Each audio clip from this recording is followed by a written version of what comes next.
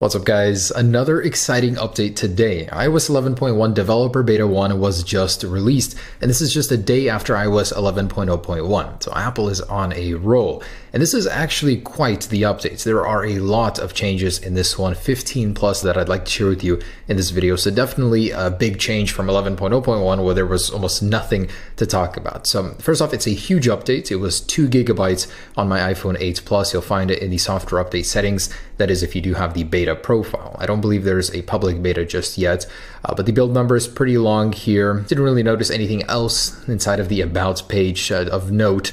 But anyways, what's changed? What's new? Let's start with the lock screen. So first thing you'll notice after first off opening this guy is that the unlock animation is a little bit different. So let's try that again. It slides up just a little bit faster and a little bit differently. It's hard to catch. I'm going to slow the video down for you guys just so you can see that. But 1, 2, 3, one more.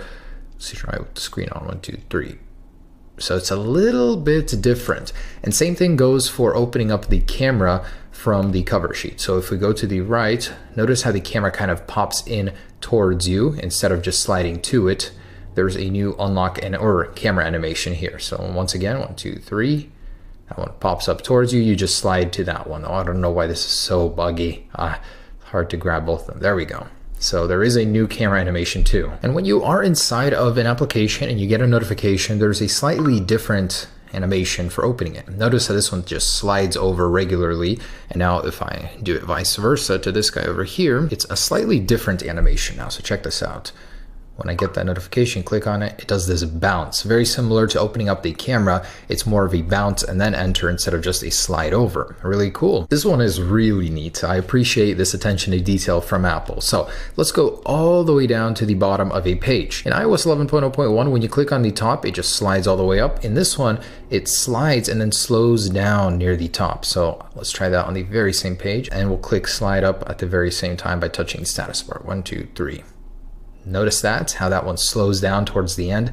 It's a very subtle but refined animation. I really like that. In iBooks, this is one thing that I saw that Apple overlooked. All of these app icons on the bottom, they don't really match up with the new theme. In iOS 11.1 beta though, Apple has just updated them to match the new bolder theme inside of iOS 11. Now in iOS 11.1, you will be getting more suggestions for emojis. Instead, where you used to only have 1 emoji suggestion, now you will have a number of 3, which is awesome. So there's more to choose from. You don't have to go digging through the emojis as you'll have more presented to you here. And for whatever reason, on the lock screen, when you get an incorrect attempt for the passcode, there's no longer any haptic feedback on iOS 11.1. So Apple did remove that. It's not a change that I like. Now inside of accessibility in the assistive touch menu, there have been quite a few changes here. So I'm sure that this is in an attempt to make it easier to adjust to the iPhone 10 and the no home button thing. But over here, you'll notice several new options.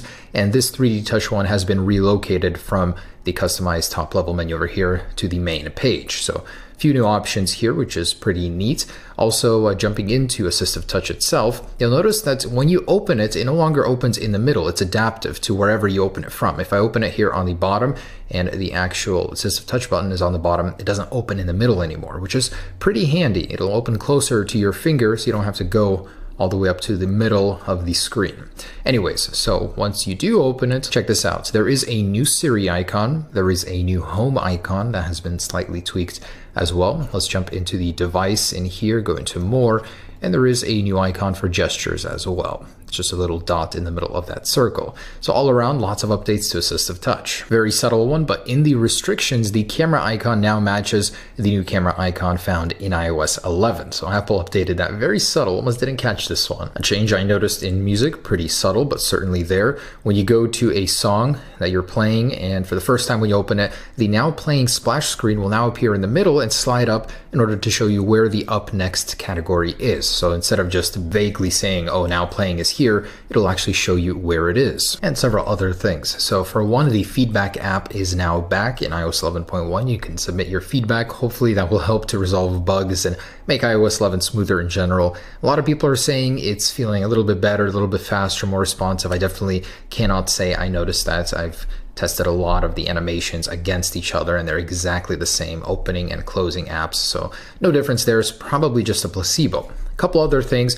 Reachability has a really weird bug. I think Apple is working on improving it for the iPhone X, so we'll certainly see some changes for that in the future, I believe. And as a result, look at that, you get some weird crossover when activating it on the home screen. There's also this odd bug on Siri from the lock screen. Open Photos. You'll need to unlock your iPhone first. It'll show you this, but this time it just shows you that little logo, but you can click over here and it shows up. So a little weird bug. Apple's making some under the cover adjustments.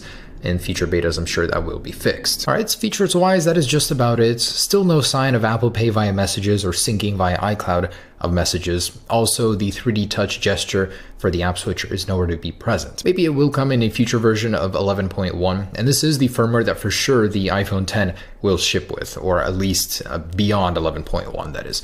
Anyways, I just want to do a Geekbench real quick, show you guys the numbers here. Don't really expect much variation, but always good to double check. All right, and that's what I got for iOS 11.1. Not too far off from 11.0.1 on this guy here. So there it is, guys, iOS 11.1 beta. Stay tuned for future versions of this. Quite a significant upgrade, much better than 11.0.1 that is. So I hope you guys enjoyed it, and stay tuned for more. Peace.